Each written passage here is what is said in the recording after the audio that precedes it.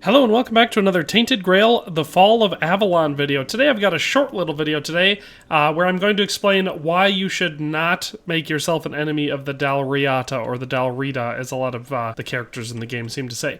And so basically in this game, at least so far, because we're still at the point where there's only the one region, so we haven't unlocked the world beyond, so I assume there will be more stuff. But basically you've got, I guess, three distinct groups of people. You've got your keepers, which are the ones that you're going to spend most of your time with, at least in most of the campaign missions. And they're, well, the keepers themselves are centered in the castle, and then there's a village over here with people that are like, I guess, subjects to the keepers or whatever. But that's one group. Then we have another, I guess, really broad group of just basic enemies. You know, that'll be your highwaymen, your rogue knights, your peasants, whatever, you know, the people that you fight out and about. But then you've got the Dal Riata or Dal Riata group, which are they're basically supposed to be a barbarian tribe that came to the island of Avalon with King Arthur, and apparently they were on the same side, so I'm guessing they were some sort of a mercenary force, but then later became basically second-class citizens, and so they still live in a tribal nature, even though the rest of Avalon is in a higher medieval sort of setting. So that's kind of who they are. You get introduced to one of them fairly early on in the game. One of the people you escape the prison with is actually a Dal Riata, and the main story will have you eventually making your way up to this corner of the map where you can see my character is right now, and there is actually a fast travel point. It is a shrine that the Dal Riata have taken over, and once you get up here, there are a lot of things you could do. The thing I did in my first playthrough was just go in guns a-blazing and take out all of them that I could find. And you know, it was a difficult fight, but you know, it wasn't too terrible because by the time I got up here, I was pretty used to the combat system and had good weapons and armor and stuff. But that's one thing you can do. You can just go in and start massacring all of them, and when you get to the end, the end of all the people in your way, you'll be able to continue on with the main story mission. Or you could take the longer approach and talk to the guy at the front gate and do a favor for him, and then once you get in, there's two more people you can do favors for, and then once you've done that, you can talk to the leader up there. She's standing by the tent there, and you kind of make friends with them or whatever. And so the first way was fun because fighting in this game is fun, and so I enjoyed fighting my way through. I liked the challenge of it. But the second playthrough, I decided not to do that just to see what would happen. And so there's lots of things. I think they're very interesting. They offer a bunch of extra missions to the game that you just totally miss out on if you kill them. There's like 5 or 6 quests that you can get from them that are all decently fun to do. So that's one thing. But another thing is just a resource. And so one of the people that you'll be doing a favor for is this guy Ugwe here. And he's actually a merchant. And the reason why he's such an important merchant is because of the things that he sells. So it may not look all that special, but it's nice having another merchant out on the map. Especially this one is on the exact opposite side of the map as the others, so at any point you're essentially closer to this one than you would be to them, so it's just valuable to have another merchant. But the things he sells are very useful. So if you look down at these couple pieces of basic armor, there's nothing super special about them. You got the Dented Knight's helmet, which I think you can get elsewhere in the map, but I'm not sure. But then we have sturdy leather boots and the leather jacket. Nothing special about those. It's the rest of this stuff that's so special. So we have 4 really nice weapons here that you can get from him, as well as he will also teach you a crafting schematic for the Berserker's Axe, which is another really good weapon. But we have the Old Tree Staff, which grants an extra 30% physical damage reduction while blocking. So if you're being a mage, this is one of the best staffs, if not the best staff, that you can find, at least so far in the game. So you'll be able to buy that from him. You have the Cranium Crusher, which is a large two-handed weapon that deals 20 to 23 damage starting off, which is pretty dang good. And it grants 25 stamina upon killing an enemy, so keeps you in the fight nice and long.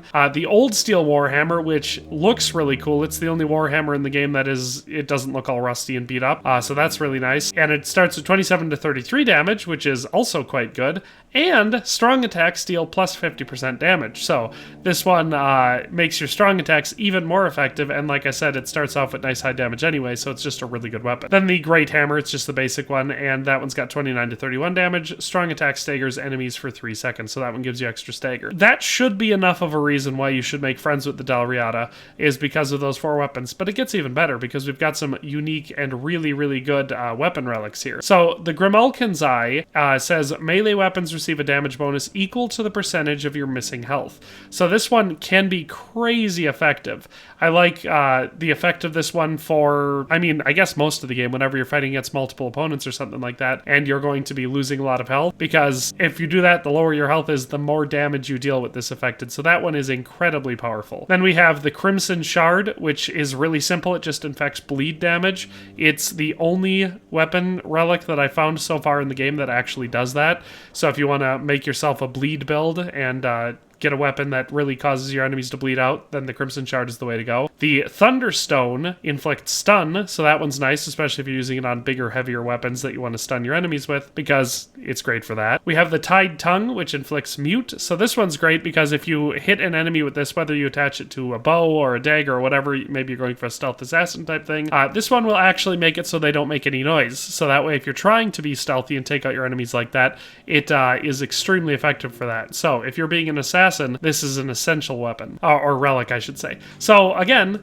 4 excellent weapons, 4 really good and unique relics, but it gets even better, because we have this item right here, the Crushed Pilgrim's Bone, which is a consumable, which gives you +5 attribute points permanently. So this is, you know, not cheap, it's 2,760 coins, but that being said, it automatically gets you 5 attribute points. So there are various items scattered around the map where you consume them and it will increase your life, or it will increase your stamina, or something like that. This one gives you 5 attribute points, which you can use however you want. It's a great boost. At any level, you could always use 5 more attribute points, and so all of that in mind, I mean, there's also these, so different coatings that you can use for your weapons that do different things. They're useful enough, but you can get them elsewhere.